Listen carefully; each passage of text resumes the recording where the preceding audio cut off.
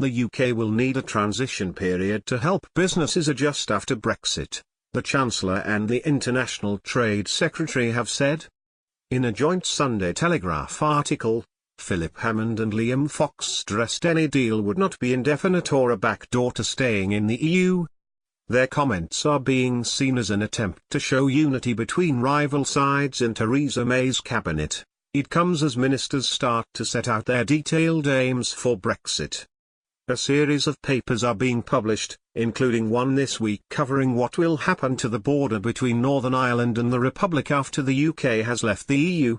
Writing in the Sunday Telegraph, Mr Hammond and Mr Fox said the UK definitely will leave both the customs union and the single market when it exits the EU in March 2019.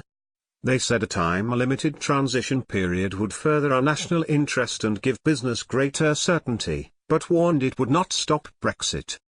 We are both clear that during this period the UK will be outside the single market and outside the customs union and will be a third country not party to EU treaties, they said.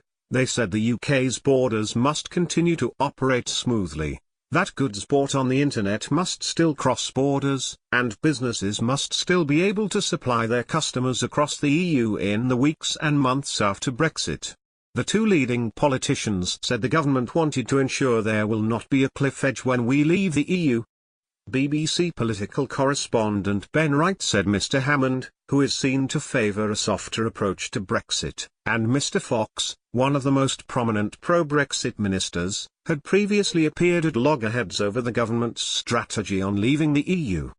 Mr Hammond has raised the prospect of a Brexit deal that saw little immediate change on issues such as immigration, something Brexiteers have rejected, but our correspondent said their article was an attempt to prove cabinet unity on Brexit. Meanwhile, former Labour Foreign Secretary David Miliband has called for politicians on all sides to unite to fight back against the worst consequences of Brexit. He described the outcome of last year's referendum as an unparalleled act of economic self-harm. Writing in The Observer, he said, "People say we must respect the referendum. We should. But democracy did not end on June 23, 2016.